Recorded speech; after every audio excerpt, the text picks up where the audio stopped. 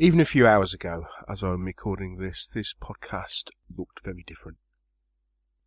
What you were meant to hear on this show was an interview that we recorded 10 days ago with Neil Fawcett, the creative director of Spartan Games, when we were talking about the Firestorm Galaxy Kickstarter and the future of Spartan itself.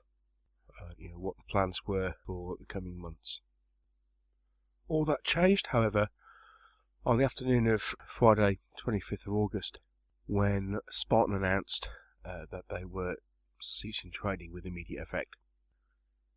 If that wasn't enough, a couple of hours later, Wargaming, the makers of Relics, you may know as, for want of a better phrase, a Stitchpunk warband skirmish game, also announced that they were ceasing to trade. Obviously, given the news, we couldn't publish our intended interview. And so, instead, we did actually record a show segment in which we talked about Wargaming and Spartan. And some of that will be published in an edited form, probably actually on a Patreon podcast.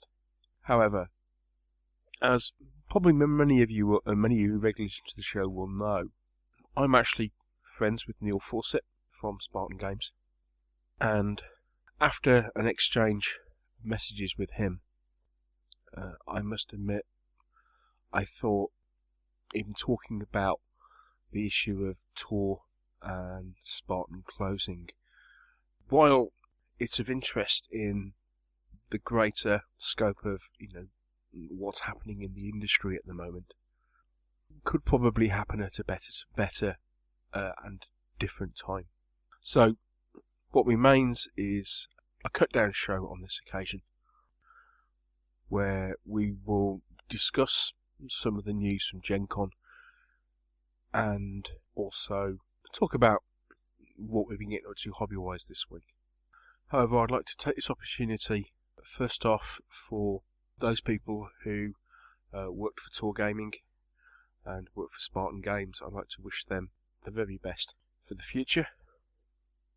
And I'd especially like to send our love, prayers and thoughts to Neil, Francis and the children at what I'm sure is a very difficult time. The Meeples and Miniatures podcast is sponsored by Two Fat Lardies, Geek Nation Tours, and by the generous donations of you, the listener. Thank you to everybody for your support. The Meeples and Miniatures podcast, episode 226. Chat about GenCon 50. With hosts Neil Shuck, Mike Hobbs, and Mike Whittaker.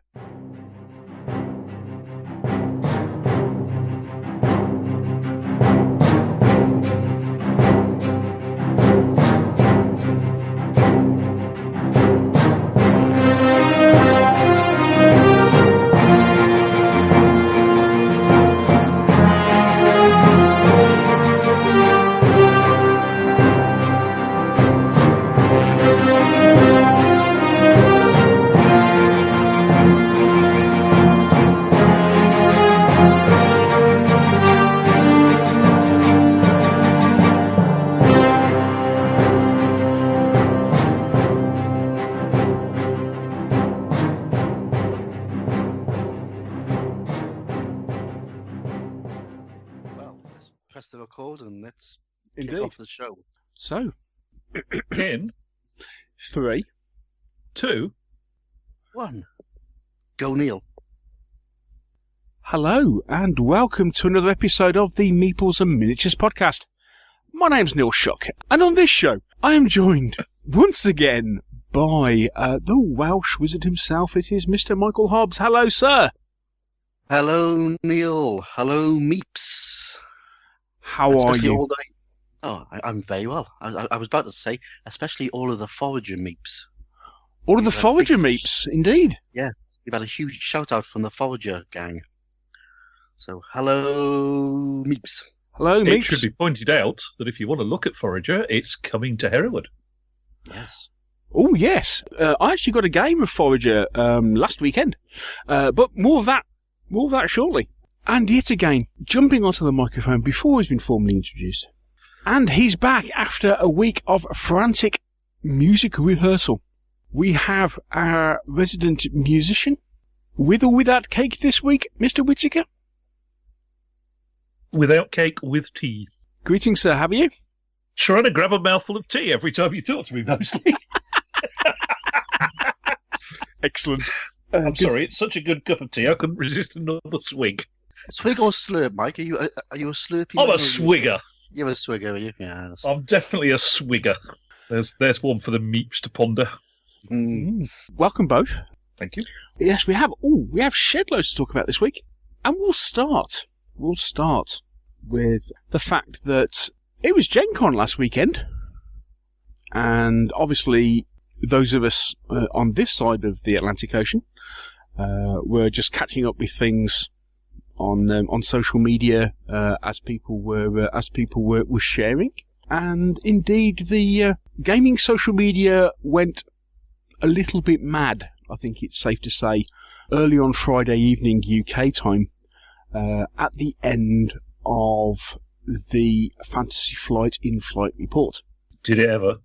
Oh, just a bit, yeah. I must admit, I was actually live streaming it. I'm getting random listeners messaging me, hi Paul Beckus, saying, have you seen this, mate? Yes. We are obviously, of course, talking about the fact that Fantasy Flight announced that the assault gunboat is coming to X-Wing. Yes! Excellent news. Was that it? There's something else, wasn't there? It's hardly worth getting that wound up about. Yeah, but come on. I mean, looking back, going back to my days playing LucasArts X-Wing game in the early 90s, and the assault gunboat was my favourite ship in that game, and it's taken to wave 12 for Fantasy Flight, having got all these other ships out of the way, and to actually go back to, I think they were officially canon at the time, the X-Wing and TIE Fighter games and stuff, and finally produce the assault gunboat, which is an awesome looking ship. Are you a happy little Star Wars fan then, Neil? Well, that's one reason why I'm happy. So that was obviously the major announcement of regarding Star Wars, and then right at the end they just they just said, oh, by the way, we got this new products announcement, which I think was actually probably the worst kept secret in gaming over this last week or so. The fact that they were producing a new game called Star Wars Legion. Although it has to be said, the scale had not been announced. Scale is an issue. Scale is puzzling. Why is scale puzzling? They describe it as a mass combat game. It's a mass combat game in the same way that 40k is a mass combat game. Yeah. Yeah, but seriously, there's enough. I'm puzzled. Were it me, I'd have made it 15 mil, or maybe even 10 mil. Part of anything else, it makes the AT-ATs and things a sensible size, and not being 15 tons of resin that's going to cost 150 quid. Except for the fact they don't make resin, do they? They would do it in plastic, in the same way that they've done the ATST. Yes, but my point is, I don't feel you can characterise something that as mass combat compared to certain other things which definitely are mass combat. I mean, it's going to be 28 mil figures on a 4x4, surely, and that's not mass combat, not in my book. It's 28 mil on a 6x3 or a 3x3, depending on your force size, because they're following the. Definitely not 3x3. Definitely not mass combat. No, but that's a skirmish game with pretensions, maybe. But I think they're a bit cheeky calling it mass combat. Right. Okay. It's mass combat compared to Imperial Assault. Yes, and definitely 10 figures aside will be mass combat compared to Imperial Assault. Yeah, but they're following the same pattern as they've done for Rune Wars. Rune Wars. Whereas at least it means that when Rune Wars was produced, you could fight what they call a skirmish battle on a 3x3 table straight out of the box, and that is exactly the same format as they're using for Legion. But the main game is effectively the size of 2 starter boxes and fought on a 6x3. And obviously they've used 6x3 to be in keeping with Rune Wars and also X-Wing. Yeah. I'm not sure. I was quite excited when it first came out. I thought, oh, it's going to be great. I actually thought the figures were going to be 25 mil. I thought they were going to be smaller than Imperial Assault. Right. But they're not. They're a bit chunky. They're a bit chunky. I mean, we saw one tweeted by oh crikey, remind me who it was. Sir Aspo, because he'd already got a paint. Well, he's been asked to do a load of painting videos for Fantasy Flight. There's a thing. That Luke Skywalker figure is fantastic. I love the way he's got the lightsaber glow effect on him and what have you. It's a brilliant paint job. But he did do a scale comparison, and then I saw another one today. I don't know where the photo was originally from, but I know Rich Jones. Hello, Rich. I know Rich Jones tweeted another photo today of a Legion Stormtrooper standing next to, with Imperial Assault Stormtroopers either side. And the Legion Stormtrooper was almost a head taller than the Imperial Assault, which obviously led, which I think it was Neil Hughes that got in with the first obvious tweet response, which was, "Aren't they a little short for a Stormtrooper?" Well done, you won the internet today. Yep. I think ours was better with the Primaris Luke. Oh yes, yes, we came up with that on Friday. Funnily enough, myself and Mr. Hobbs were chatting about this whole thing on Friday, just after the announcement, and yes, we came up with the thought of yes, it was a Primaris Luke. I could understand why the difference in scale between Imperial Assault and these new miniatures is likely to annoy people. I can also understand why Fantasy Flight have done it. What, you mean the fact that you can't use your Imperial Assault miniatures for Star Wars Legion? Bit of a duh, really. Well, not if you enter an official tournament, you can't. I'm sure it's not going to stop people from using them with Star Wars Legion. I'm sure it isn't. To be honest, I was quite excited by Legion when I first saw it, but the more I'm thinking about it, I'm quite unsure now whether to go for it. And it's not because of the figure size, because I reckon the figures are going to look lush. Mm. But for me, Star Wars works best as a gang-size skirmish asymmetrical game. You know. Yeah, and if you look at the video that's up on YouTube, there's a couple of them. Yeah. That's a skirmish. That's a skirmish game. Yes. Mass combat is the massive armies in Phantom Menace, or whichever one it is that has the big robots, the big robot droid scrap. You can't do that with this. I'm sorry, but we are talking. We are talking Galactic Civil War here. So the only two battles that exist are the cool one, i.e., Hoth. And as we've already mentioned, a 28mm ATST is will cost a bit of money. But I did think that obviously the one reason you could do a mass combat game, because obviously you need a horde army because for all the Ewoks. Bloody Ewoks. And let's face it, I mean, even the battle on Endor actually wasn't that huge. So the skirmish level game they have, or even they're proposing, okay, it's going to be double that size, so you're probably going to get, I don't know, five or six units per side on the board. I mean, the question that immediately comes to my mind is how much mass combat actually potentially was there in Star Wars. Not a huge amount. Mm. So in that particular sense, Mr. Hobbs has a point of it being, a few heroes versus the might of the Galactic The phrase Empire. you're looking for is a horde of mooks. A horde of mooks, indeed. Yes, you couldn't hit a barn door from 10 feet. Yeah. Yeah. I mean, if this came out before Imperial Assault, then I'd be going mental and buying it because it would allow me to do all sorts. But for the games I want to play, which is sort of Imperial Assault skirmish mode or primarily 7TV, yes, the figures I got for Imperial Assault work perfectly because there's lots of little characters in there and I can just double up on all the stormtroopers and things. It's more than enough than I need, and you can get some really characterful games out of that. So I don't know if I have ordered it through our pusher, but I'm not sure. It's part of I won't be buying it. I have enough invested in Imperial Assault for a skirmish game. and frankly, I've got Imperial Assault. I've got 7 TV. What do I need? Exactly, and that's exactly what I say, Mike. Yeah, well, see, this is the difference, because I haven't got Imperial Assault. Oh, you should buy that. It's a fantastic game. You should buy that in preference to this. You'd really like it. However, my other mate Dave does own Imperial Assault. Well, there you go then. He owns an awful lot of Imperial Assault. I think he owns more than you do. Yeah.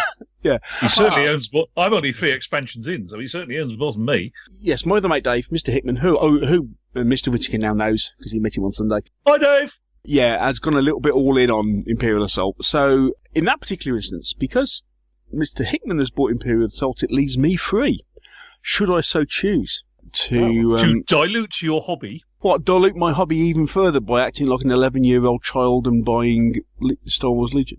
Mm. You can't see the big grin on my face at this point. Yeah, absolutely. That's exactly what you do. Yeah. I fully admit that I could play Star Wars Battles at the moment because I do own an awful lot of the old bendy plastic Wizards of the Coast stuff, including a couple of ATSTs and some snow speeders and some of the bigger kit.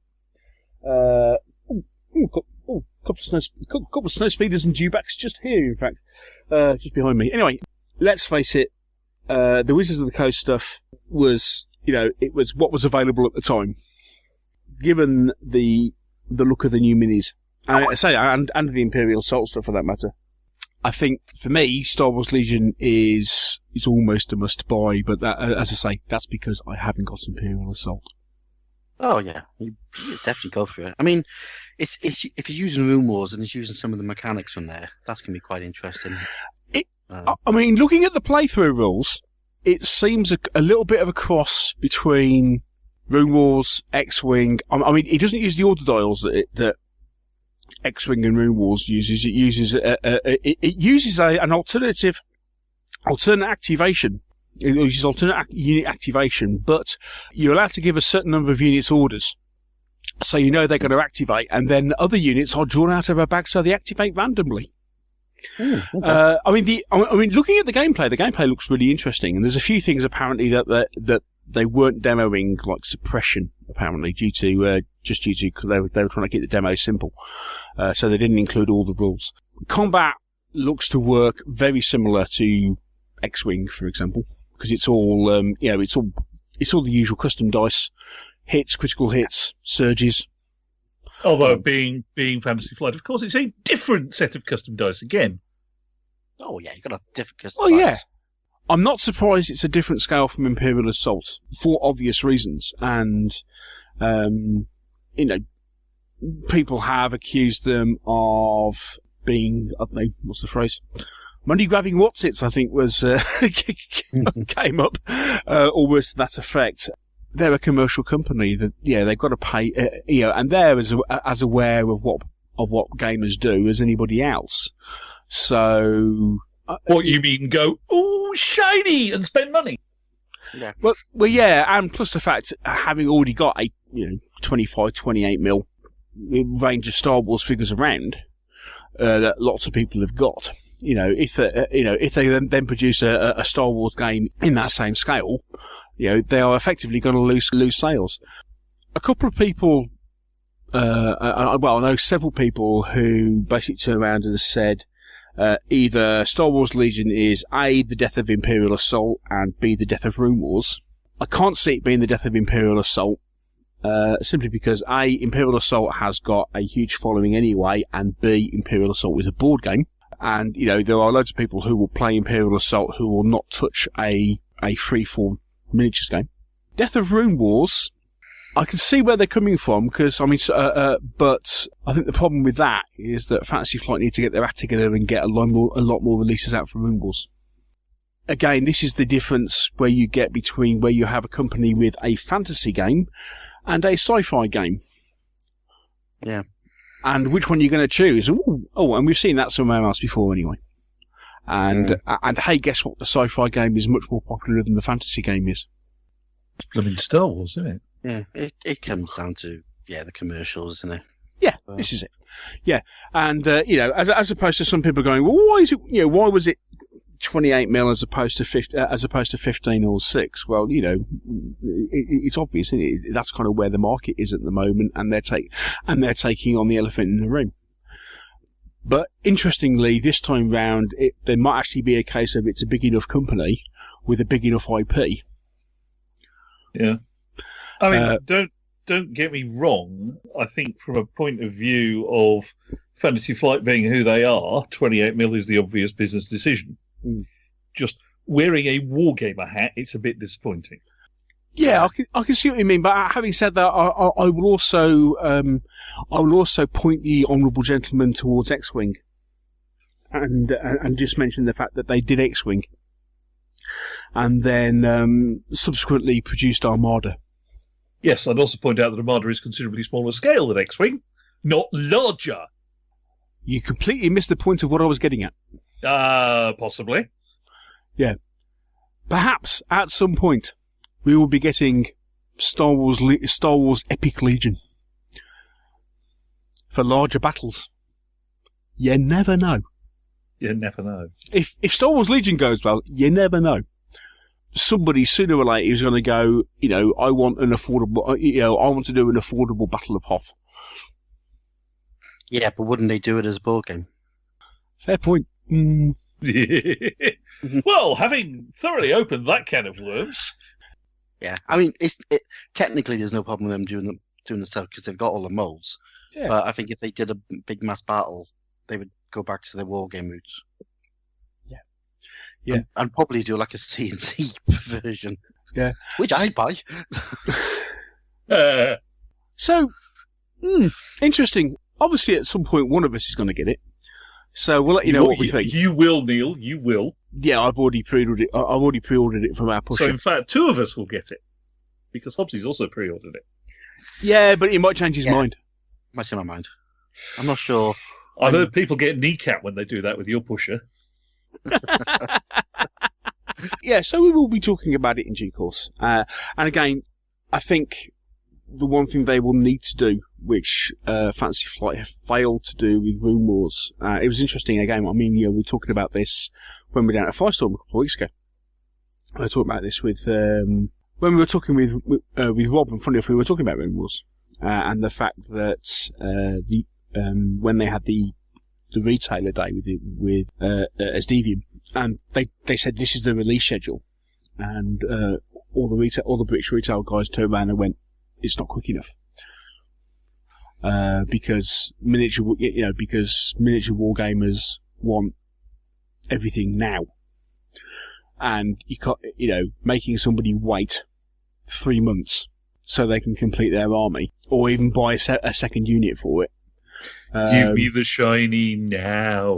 Yeah, so I think if they do, well, when Legion comes out, they have got to really up their game with release schedules. Otherwise, I mean, okay, it's Star Wars, it's going to sell a lot. It's a bit of a different prospect than X-Wing. Yeah, you can get away with releasing 2 or 3 ships for X-Wing. I don't think you can get away with releasing just 2 or 3 figures.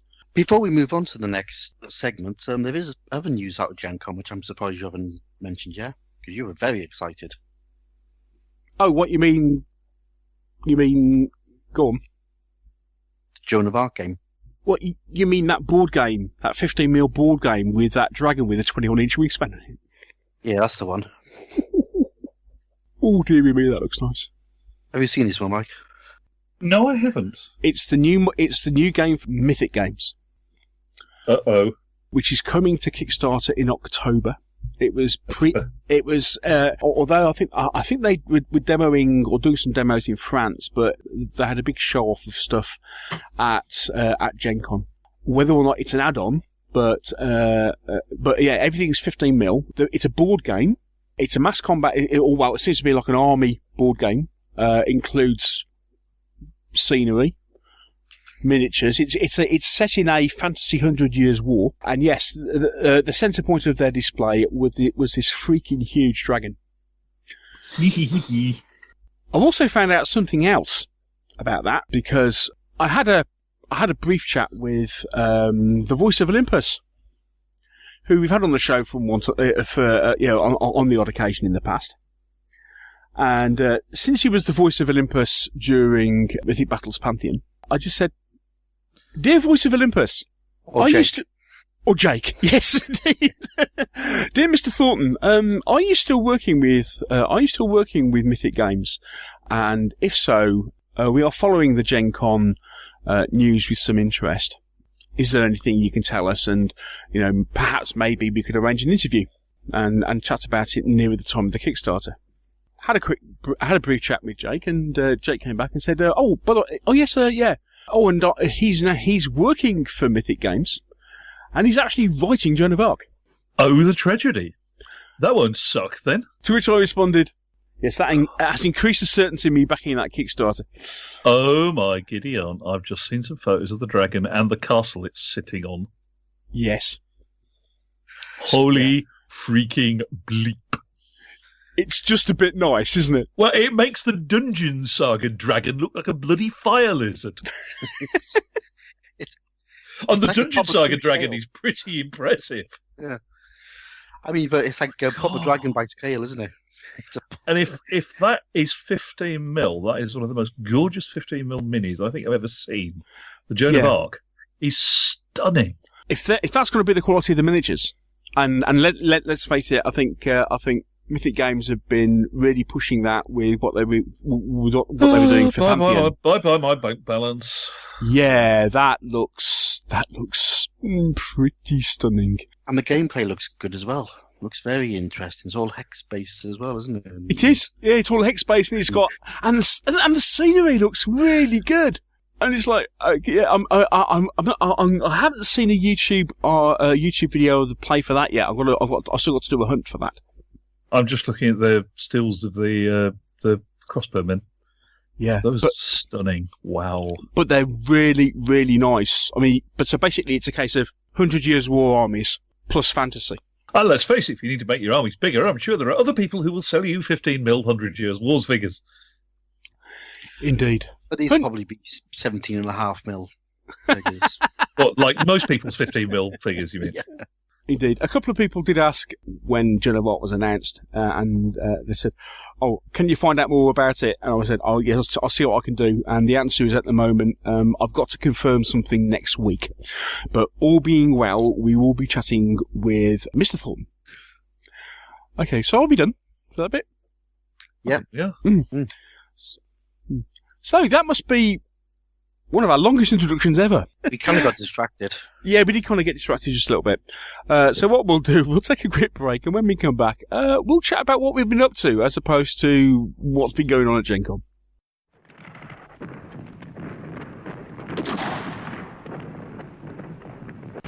I must get through to Sergeant Watson's position. Jenkins, cover me. Sir.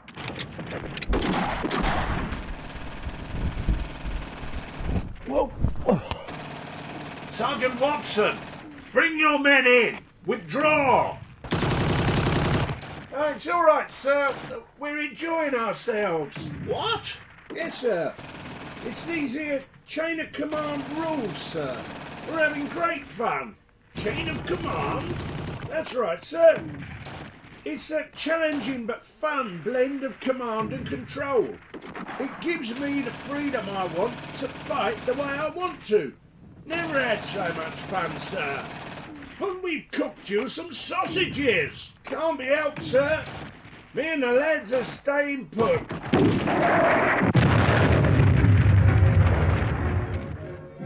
Chain of command, World War II, platoon level rules from two fat laddies.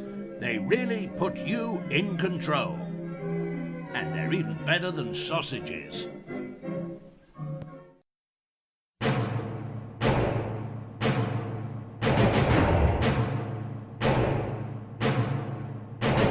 What have we been playing? What have we been buying? We might even have painted something. The Meeples and Miniatures crew reveal all.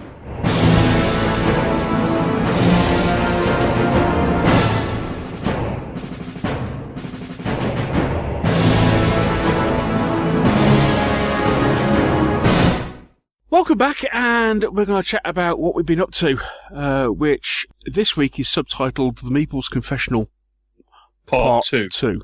Indeed. And since you wasn't here last week, I think you should go first. Mr. Whittaker, what have you been doing this week? Oh, what have I been doing? I went to Partizan. Mm-hmm. I didn't buy anything. Really? Yeah. I'm impressed. Came back with less than the price of a burger and a bacon sarnie. The amount of money I left with. What's that like, Mike? What? This not buying stuff? Yeah. Remind me. Different. It'll never catch on, you know. Yeah. Hang on. You didn't buy anything at a show. Have you secretly become a follower of the great guru? Indeed not.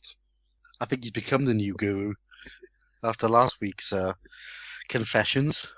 My hobby is sufficiently diluted with the crap I have in the unpainted pile that by adding more to it isn't going to make a great deal of difference. Fair enough. Heresy. No, hardly. Heresy. Heresy will be saying I'm not buying that because it would dilute my hobby. No, I'm not buying that because actually I've got enough to keep me going for the next... for at least the next 2 weeks until the next show I'm at. Which show is that one then, Mike? That would be Hereward, that would. Oh, yes, Hereward, yes. Okay, so you were at Partizan. What were you doing at Partizan then if you weren't buying stuff? I was running a little I Ain't Been Shot on Light game, which you may have... Well, I know you saw because you posted a photo of it. Indeed, with Italy, with a mix of buildings, some of which were paper. Some of which are paper, some of which are 3D printed, and some of which are resin, in fact. It looked very nice. It looked very nice.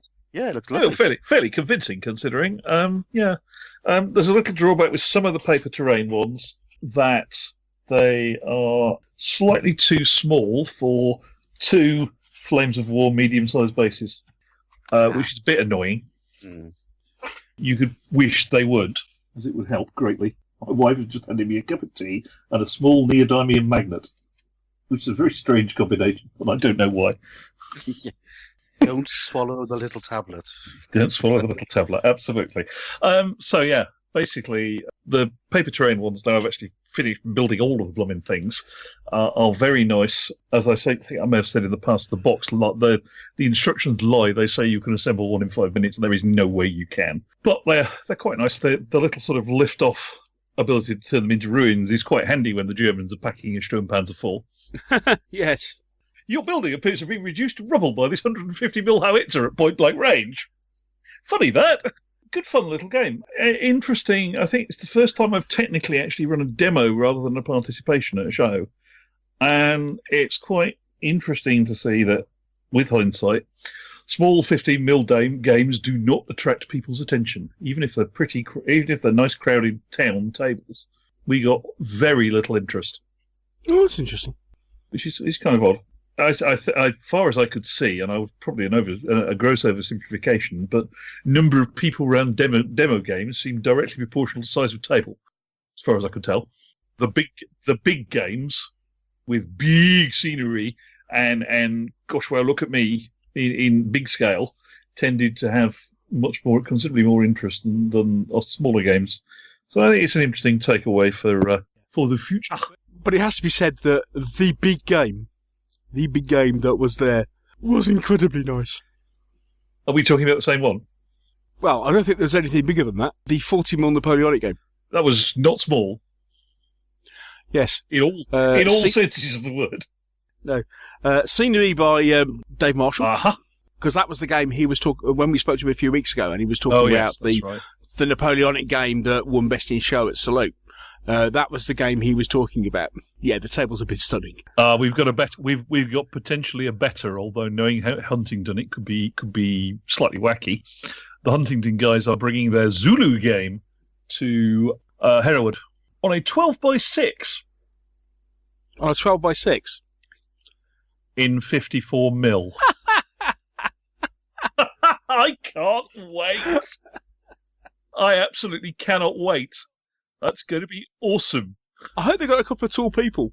That is going to be awesome. I'm quite looking forward to that. Who does Zulus in 54mm? Britons? Yeah, it's got to be the pre-painted collector stuff, and that cost a fortune. It's got to be, isn't it? I don't know of anybody who does that in 54mm. Other than Britons. Somebody does. Is it in the King's Name or something?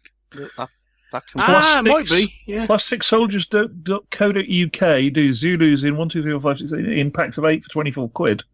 Well, they're quite nice, actually. Oh, stop it, Michael. They're quite nice, actually. Yeah, 8, 1, 2, 3, 4, 5, 8 figures for 24 quid from PlasticSoldiers.co.uk in 54mm. Langley's do some. Frontline figures do them. Anyway, it remains to be seen. It will be interesting to see. I can't wait. Yeah, that will be something. Especially if they've got several hundred 54mm Zulus. Oh, my word. One assumes that given the table size, there might be quite a few Zulus on the table. Yes, that's what I mean. One hopes there will be a few Zulus on the table. Yeah, so other than that, what have I done? I've drawn floor plans for Hereward, which is the usual thing that happens about 2 weeks before the show. We play tested the Partizan game last Monday, which was quite satisfying. And I wasn't at club this Monday because I went to see Bat Out of Hell, the musical. Basically had a madly busy last few days, and I'm enjoying being on holiday for the next 2 weeks. Yay! Oh, excellent stuff. Loads of hobby stuff then. Yeah, it's a stay-at-home holiday, largely because Anne's having some major dental work done beginning of next week, so she's not going to be wanting to go anywhere. So I suspect I have a small stack of... I shall go delving in the box of unpainted 15mm vehicles and turn it into a box of assembled and painted 15mm vehicles. The British in the club I ain't been shotgun campaigning and moaning about their lack of armour that can actually do any damage. So I promised them some M10s. Aha, right. Or Achilles. There'll be M10Cs, yes. Yes. Since there were quite a few of those in Italy, by all accounts. Cool. More than there were Fireflies, almost. The problem is, knowing my lot, they'll try and use them as tanks. Yes. Which is all very well, except for the fact that if you consider that a Churchill has a armour value of 8, and a Sherman has an armour value of 7 in Iron Bean Shot Bomb, Achilles have an armour value of 4, which is only twice as much as a Universal Carrier. Was that simply due to their open-top nature? Open top, paper-thin armour. And it was the Americans sort of working towards their tank destroyer doctrine. Oh, yes. Basically says it zooms around like a mad thing, hits very hard, and then disappears. Yes. And it wasn't perfect on that score. In the Achilles is, compared to some of the other things, the American tank destroyers, the Achilles is quite slow, especially if you put a 17-pounder in it. Relatively speaking, it's no quicker than a Sherman. But apparently in Italy, they tended to be used in defence, except bringing up the rear as fire support for Churchills. You send the Churchills in to winkle out things with HE, and then anytime something anti-tank pops up, the Achilles pops up and goes, ha-ha, surprise! Yes, indeed. So that was fun. That's sort of the plan for this week. And yeah, I didn't buy anything. Actually, did I? No, I didn't, actually. I may have assembled a Vickers platoon, but I think I was already going to do that. Right. That's about it. I did buy something. I'll tell a lie. Reuben, I bought a set of Lloyd Carriers and 16-pounders and 6-pounders off Reuben. Oh, what? Plus the soldier comes in one? PSC, yes. Yes. Yes. Since the eventual decision with the scenario was to go with that rather than Universal Carrier mount the Vickers team. So assemble one of those. They're quite a nice little kit, actually. They are nice, actually, yeah. Yeah. Although the axles are a bit odd to get in. The chassis is a bit. It's not your classic plastic soldier tank box chassis. There's quite a bit of detail in because it's quite an open chassis underneath. And it's a bit of a faff to build, but I only had to build one, so I wasn't too fussed. So that's me. What have you two been up to? Come on. Nothing at all. Obsy. Spill. It depends who you want to hear from first. Do you want to hear from? I'm asking you. I'm giving you the option, Mike. I'm asking you. Do you want the self-confessed buyer or the person who's fallen off the perch? I'm going to start with you. Damn it. Now I don't feel quite so bad. Oh no, your turn will come. Right, what will I be doing? I believe the appropriate response to this, please, is forgive me, Guru if I have sinned. It has been X days since my last confession. What you were going to say? It's been X days since I last bought anything. X being some value less than 1. Yeah. Spill, come on, stop putting it off. So I bought a little bit more Lord of the Rings stuff. Would you like to quantify a little bit more? It's a small box. By what standards? It's all relative. I mean, there are those who would describe the box my 3D printer came in as a small box. Oh, it's smaller than that. I mean, this is way smaller. This is. There are those who might describe Conan as coming in a small box. No, nobody would describe that. Only a fool would just say that. Anybody who's seen the pile of stuff we're getting for Mythic Battles? Yeah. I need about 8 more shelves. In fact, no, I need that shelf there to my left, which is currently covered in assorted things like a phone, a few unpainted tanks, etc. Completely cleared for Mythic Battles, I think.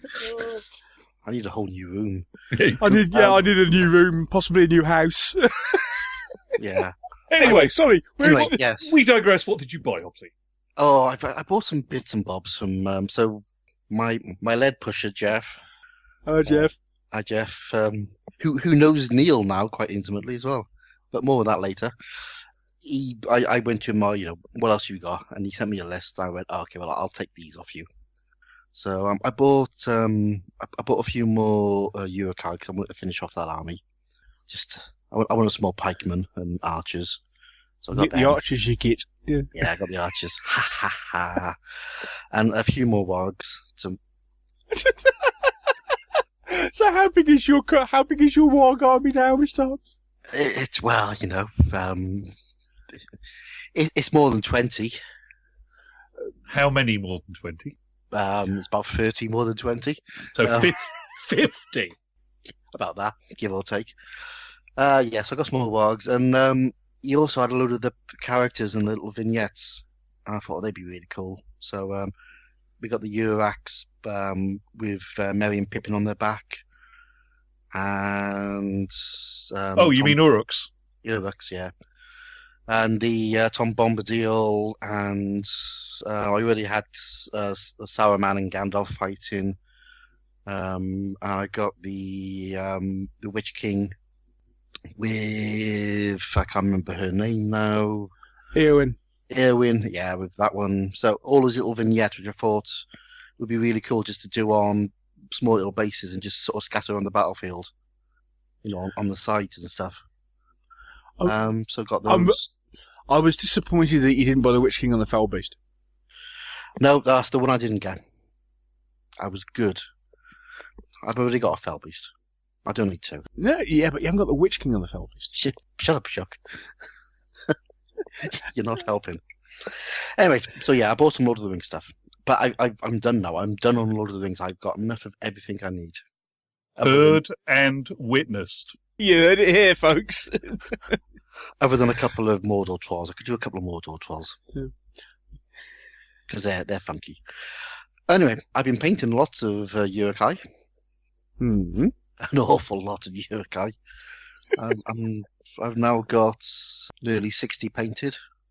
Plus 12 on my paint desk. We just need the bases finished.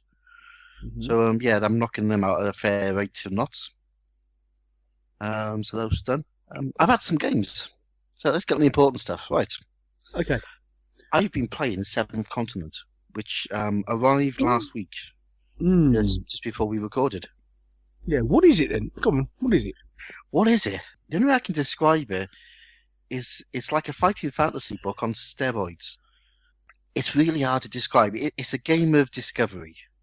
It's set in 1907. You basically, each player plays one character who have just returned from the discovery of the seven continents, and they're plagued by dreams, and then they all start disappearing. So they've been cursed. So it's a discovery game. You've got to basically break a curse. They reckon the game will take about 20 hours to play. Right. So it has a very clever save function, which is good. Hang on. This is a board game or a card game with a save function. Yeah, it's sort of a board game. Right, okay. But the board is built as you discover it. So you start off, everything is done on 8x8 cards. So you start off with your little characters on one 8x8 card, and on that card they're beautifully painted. And there'll be little areas that you can look at and investigate. and stuff. And there'll be areas where there'll be exits, and next to those exits will be sort of fog cards that give you random events when you investigate them. And it's a game where you basically wander around the island, sort of trying to collect resources so you can make tools up. You're trying to find food before you starve. Each time you move into a new area, you can do it individually, you can do it singly, you can all meet up together afterwards, and proper investigation and discovery stuff. But each time you do something, you've basically got a deck, which is your resource deck, and you turn over cards to do stuff. So say you want to make a shovel, it might say you have to turn over 3 cards, and you're looking for a couple of successes. So the cards you turn over have got stars on them, which equate to successes. And if you turn over enough cards, you've made a shovel, which you can then use if you need to do some task where you have to dig something. So it's that sort of thing. But as you're turning over cards, that's your life going away. So as soon as the card deck has been emptied, the discard pile, you shuffle it, and you basically start turning those over. And in that discard pile is a card with the word curse on it. And if you turn that over, you're dead. So what you're trying to do is, whilst you're doing the investigation, you're looking for food that you can eat or you can cook, which allows you to take cards from the discard pile back into your action pile, so you can keep sort of restocking the action deck. But it's a really clever game. It's all trying to work out puzzles and trying to work out what you need to do to complete these little tasks. It doesn't tell you anything about what you're doing. You basically just got to work it out, and it's so clever. I've played it 3 times now. Well, I've started it 3 times. Myself and my mate Mark played. We had a good sort of 2 or 3 hour session. It just works, and it's not a case of I'm going to go and do something and then Mark gets to go. It's basically we work out what we're doing. So one of us might go on to the next cards to see what's there, and then the other one might join them, and so it's really clever, really really clever game, and it's all cards. So you basically got there's about 1,000+ cards in there, and it's all numbered. So you basically, it'll say turn over card 175, and you turn that over. It'll tell you what you found, what's there. It'll give you maybe a little task to do, and if you complete it, you pull out another card. If you fail it, you pull out a card, which means you're injured. So yeah, fantastic game. I've never played anything like it, and it's fantastic. Sounds really interesting. It really is. Sounds like you enjoyed it. Yeah. Oh, I loved it. It's like telling a story, reading a book. Like I say, it's like the fantasy games, but instead of being a book, each page is like a card. So you're looking for clues, and there's clues on these cards. They've, the artistry is fantastic on them, and you're looking at the cards thinking, like, what's that there? And can I use that? And later on in the game, you might find out a use for that little spludge that was a bush that's on one of the cards, or you might spy some numbers hidden in the undergrowth, and if you spot those, then you put that card in its place and it'll tell you some more information. So it's very, very clever game. It sounds like I have to have a game of that at some point. That sounds really interesting. Definitely sounds interesting. And there's 4 or 5 curses, and you can put multiple curses into your deck to make it more difficult. But it is a long, long game, and you like I say, you're just telling a story. So there you go. So that's what I've been playing. Oh, and I had a game of Chain of Command today. I umpired a game of Chain of Command. How did that go? Did you have to make it up as you went along? Well, mostly, yeah, but that's part of the fun of being an umpire. Some of the rules were vaguely correct. The guy seemed to enjoy it. So yeah, we had a game with Jack, who runs the Bolt Action Open down here in Cardiff, who is rapidly getting into Lardy's games. As you can see, and this is what we'd like to hear. Yeah, and also Jeff and his mate Keith came down because they want to play. So yeah, we had a good little game. Yeah, Americans got absolutely stuffed. It's not unusual. No. So yeah, so that was me this week. That's you. Yeah. Neil. Okay. Come on. You could pull the "It's my show" game, but I think you only get to pull that a couple of times before you have a full-on presenter revolt. Yeah, probably. Yeah, I suppose I shall have to come clean. Right, painted. Nothing.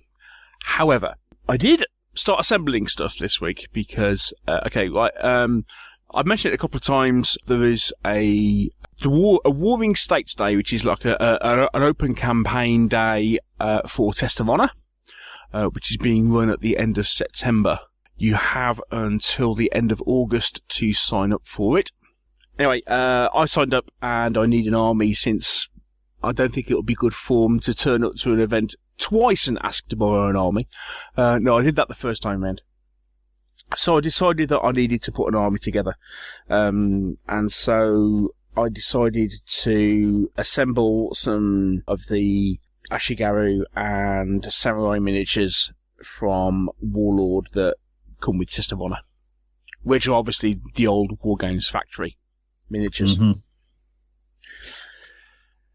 Well, they're a pain in the arse. And that's putting it mildly. And I mean, admittedly, looking at them on my painting desk now, they don't look quite as bad as when I was putting them together on Saturday evening. I mean, admittedly, it gave me something to do while I was listening to the cricket. Not much, because there wasn't much cricket. Well, quite, yeah. Or an awful lot of cricket in a very short time, depending on your.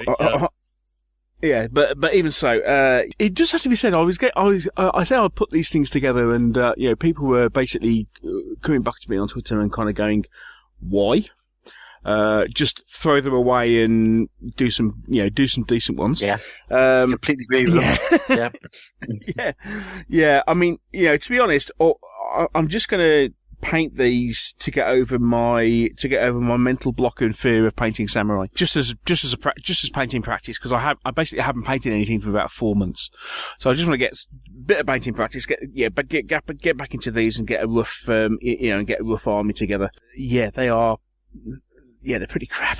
They're one of their they're very early ranges, aren't they? They're not as early as their Vikings or Saxons, but they're pretty close. And I mean, but they are just so fiddly to put together, and trying to get the arms to match up with the weaponry and what have you is just a nightmare. So I assembled those, and all being well, given it's the fact it's a bank holiday weekend, I might even get some paint on those this weekend. You never know. Stranger things have happened. So that was painting. Playing. Got a couple of games in this week. Thursday, played the Godfather again. Did Luffy win? Yeah, Luffy did win. It's only business, mates. It's only business. Really interesting, very different game to what we played the previous weekend. You wouldn't think that having a couple of different shops, so it changes what's available on the board, would make that much difference. But it made a huge difference because there were nowhere near as many resources available. So things were a bit slower. And, I mean, I enjoyed it, but it was a different game. But interestingly enough, I mean, me and Luffy really enjoyed it. I think Dave thought it was alright. And, I don't think Richard was particularly impressed. I enjoyed it, but it was really interesting, the difference in the game, simply by changing what resources are available during the different rounds. You wouldn't have thought, say, 2 or 3 buildings would have made that much difference with what's already on the board, but it does. It makes a huge amount of difference. But good game, enjoy it. Yeah, I still think it's a cracking game. Really enjoyed it. But yeah, Luffy won.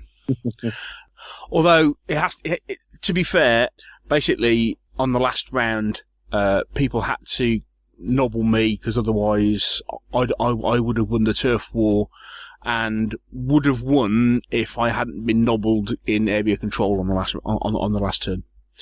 But I got nobbled. So so there was a bit of a swing towards Mr. Luff. And then obviously we went to Partizan. So we were at Partizan on Sunday. Really good show.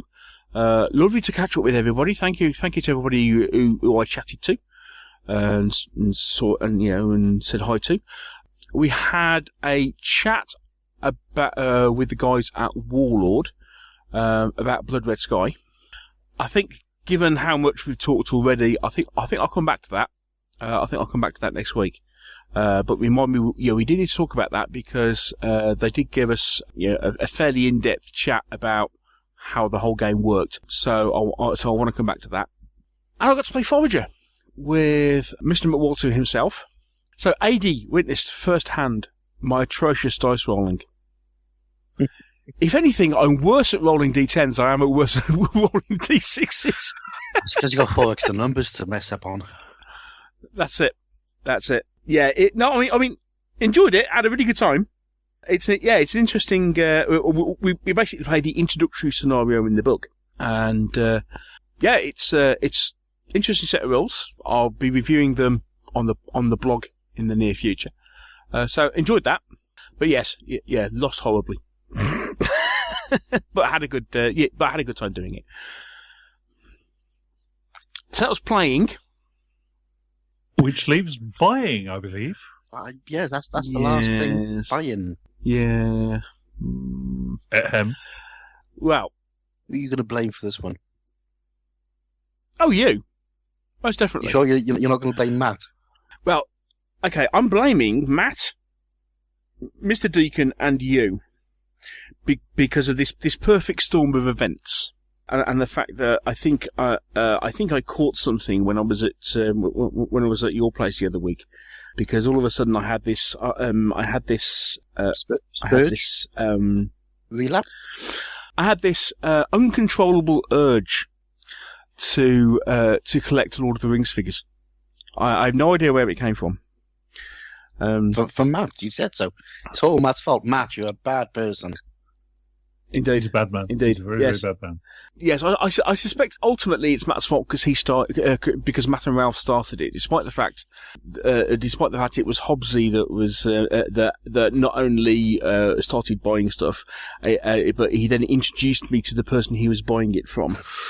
At which point I went. All I did was I just emailed Jeff and said, "I understand you've got some Lord of the Rings figures. You don't have any dwarves, do you?" Well, I mean, this is after I told you he had 2 boxes of them, plus all the command.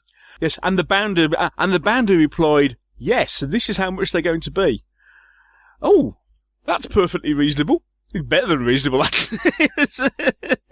Yeah, he made me an offer I couldn't refuse. But the next bit is most definitely your fault, Hobbsy. Mm-hmm. Because I'd quite happily bought some dwarves off Jeff.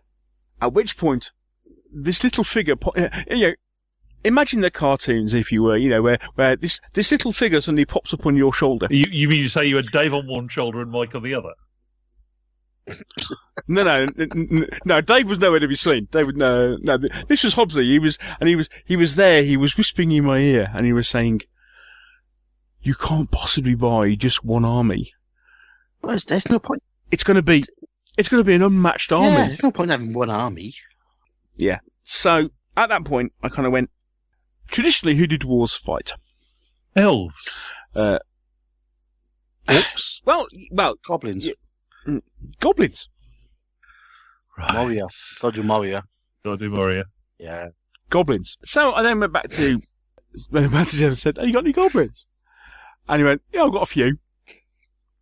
How many's a few? Well, he's got some painted and had some unpainted. Hang on, a few. That's about 80 odd, and couple of trolls, and then somebody turned around and went, "Oh, I've got a few goblins that I don't need because I've got all these other armies." So Mr. Hobbs very kindly contributed to my collection. So I had these other 2 boxes turn up this week, which I haven't tweeted about yet because I was going to unpack the figures and then tweet and say this is my other army. And then in the meantime, over the last weekend, I was also looking at other dwarf Lord of the Rings figures, and I did foolishly ask somebody and said, oh, did Games Workshop ever do Iron Hills Dwarves? And somebody went back and said, yeah, they did. Forge World did them. Yeah. They're very nice. Second mortgage job, that is. I don't think I'm quite. I still do quite fancy a unit of spearmen, but they're not cheap. So I'm putting that on the back burner for now. And then I was thinking, of course, of, so you got goblins, which is basically 3 units, or 3 types of units, because you got spearmen, you got swordsmen, and you've got archers. And so, okay, what else? Well, we've got cave trolls. But what else can you have? And I was thinking, just some wild wogs. Okay, because goblin, in a lot of games you have goblins, riding wolves. Yeah. But of course, in Lord of the Rings, they're orcs. Mm. But I was thinking, maybe a pack of wild wogs or something. And their plastic is still available from Games Workshop, and they won't break the bank. So I was maybe going to get a couple of those. But I was chatting with Hobbsy, and I was saying, what do you think about this? And he was kind of going, oh, but you don't necessarily need those. I said, well, what else is there? And he responded to me and went, well, what else did the goblins ally themselves with in Lord of the Rings? So I bought the Balrog. Oh, a Balrog, mate. Yeah, so I may have succumbed and bought a Balrog. Just need a little bridge now. Nice little fin bridge. Indeed. And I also saw the list that Jeff sent to Mr. Hobbs. And funnily enough, I was looking at perhaps doing some... I was tempted with an Overcarming. And then Jeff came back and said, well, half of them had just been bought by Mr. Hobbs. So thank you, Mr. Hobbs. You've saved me from collecting 3 armies rather than... Happy to buy the other off. Get thee behind me. Somewhat unplanned, but I bought a dwarf and a goblin army this week. It's a nice Some would match, say it's about time. It's nice. You can do Moria, nice little get a grey mat, and some pillars, and you're sorted. Don't have to mess up. Indeed, don't have to mess around with terrain. Yeah, so Dwarf and Goblin Wars are on the cards, and half the goblins are even painted. Mm. So there we go. So that was me. I think we're about done. Oh yeah. I trust you're all feeling suitably impoverished. Richer in some ways, Mike. Richer in some ways. Indeed. Yeah. Indeed. The nation is vast. There are battlefields of old, great convention halls, and worlds of fantasy to explore. Who will guide us across this great geek nation? Since 2010, Geek Nation Tours have been providing holidays for groups of like-minded people. Whatever your nature of geek, tabletop gaming, TV, film, comic books, sports or science, Geek Nation Tours caters for you. Visit www.geeknationtours.com for more details and join the great Geek Nation.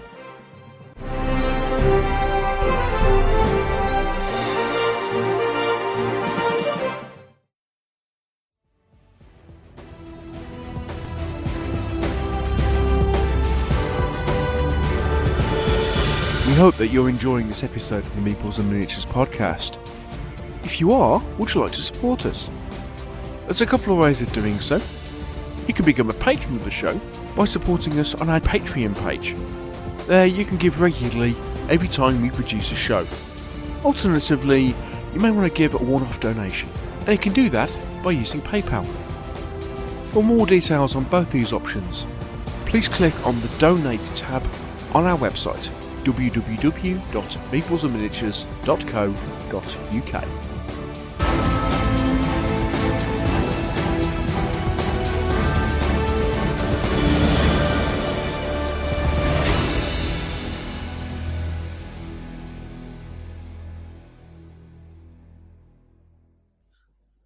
Before we go any further, we have to give a shout out We have to give a shout out to Lars Gottlieb. Hello, Lars.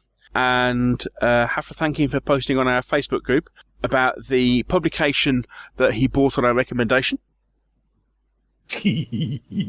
Which was the best ever afternoon tea recipe book. Yep. Yep. It's a cracker. Yes, it's official. We are a cookery show. In fact, hello, Colin. I was lambasted on Sunday for the last week's show did not contain a recipe. Yes, can we please correct this ASAP? So yes, if you check on our Facebook group, you will see that obviously Mr. Whittaker has given us the link to that chocolate and broccoli cake, and Thomas Brandstetter has a very nice looking courgette cake. We're turning into a cake podcast. Oh my word! Thank you, everybody. Oh, did you see the other little gem that somebody posted? Apparently, they have unearthed a tin of Captain Scott of the Antarctic's fruitcake. Oh yes, 106 years old. They reckon it might be edible. Yeah. Nobody wants to try it. Odd that. Nobody's quite sure. Yes. There's one other thing to chat about. Yes. John sent me an email. If you remember a few weeks ago, when John sent Neil a long list of all the stuff that he was going to get into over the last few years. Yes, thanks, and I John. asked him to, and we said that it needs to be published. Well, John sent it to me. Oh, we did. And also to Mr. Whittaker. Oh, yes. John, John, you bound us, sir. So I suppose the question is, do me and Mr. Whittaker publish it, or do you stand forward, Mr. Shuck, and do you publish it?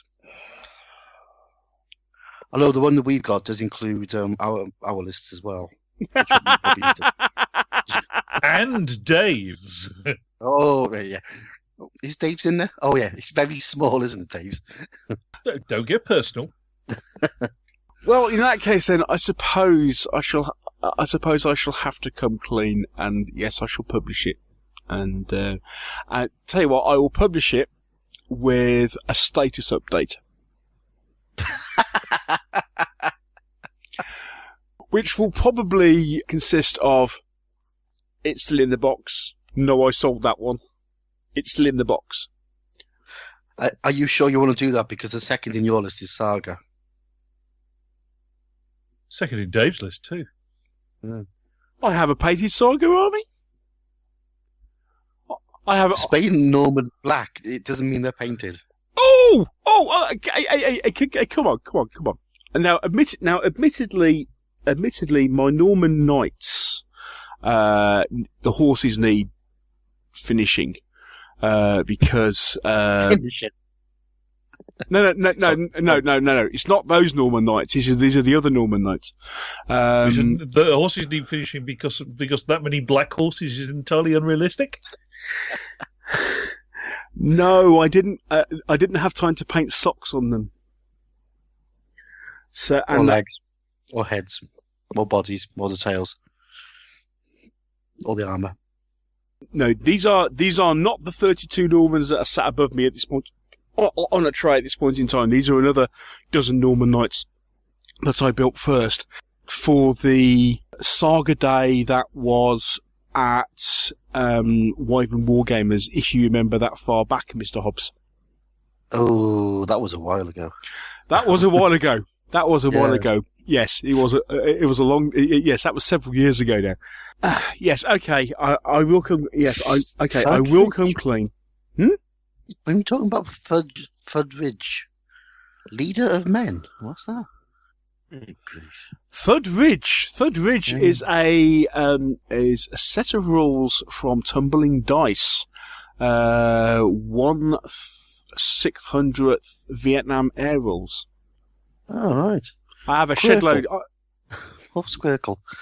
There's games on you I've never heard of. Oh, I've played Quirkle loads of times. Quirkle's a fantastic game. Yeah, I've got Quirkle and played it loads. Yeah, it's great. Yeah, it's a great family game, that is. Mind you, you could have a show just dedicated. Yeah, okay. What's this? Let's start. Let's start. No. Yeah, because otherwise I'll get you two involved. Oh, that's fine. I'm just looking through my list as well. Yes. Ooh, God, he's good. John, you're good. Hour of Glory. I think I already mentioned that. Oh, once. he's good. Hour of Glory. Good. Oh, that's on Yeah. my list as well. Oh no. I got figures painted for that. It's a good game. Anyway, time to leave. Indeed. Can't leave before. Yeah. Indeed. Yes. Okay. So, well, yes. Yeah. Thank you, John. We do have to come back to John actually because he sent me another email about a discussion subject which will be very interesting to follow up on. More of which on a future show. So we will be coming back to emails from John. But in the meantime, I think it's about time we got out of here before we get into any more trouble. What's the phrase? That's another fine mess you've all got me into. Yes. So thank you for joining me to Mr. Whittaker. Thank you, sir. You're welcome. Don't forget the cake next time. And thank you once again to the Welsh. Well, I think thank you to the Welsh Wizard, considering the amount of. I still think actually it's more your fault than Matt's, because it was you that fed the fire. Can't we agree to just blame Ralph because he's on holiday? Top plan. Sounds good to me. Yeah, okay. Yeah. Ralph, it's all your fault. Yep. Right, okay. Bad Ralph. Indeed. So thank you to Mr. Hobbs for joining us. Thank you. Thank you, Neil. Thank you for having me on. Lastly, thank you to everybody. So I hope you've enjoyed it. Thank you for listening. And until next week, take care. And we'll speak to you soon. Bye. Roll good dice.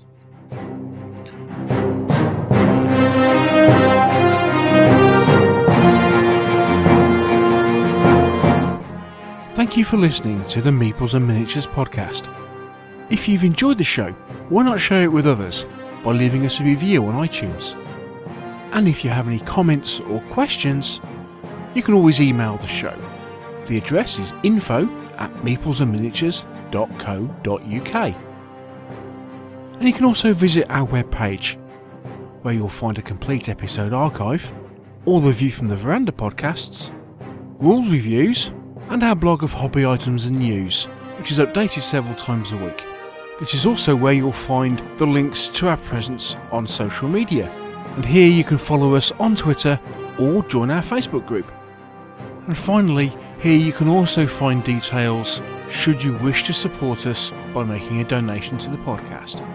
All this on the Meeples and Miniatures website, www.meeplesandminiatures.co.uk. The Meeples and Miniatures podcast is licensed under a Creative Commons Attribution, Non-Commercial, No Derivatives 3.0 Unported license. Thanks again for listening, and we'll see you in a couple of weeks.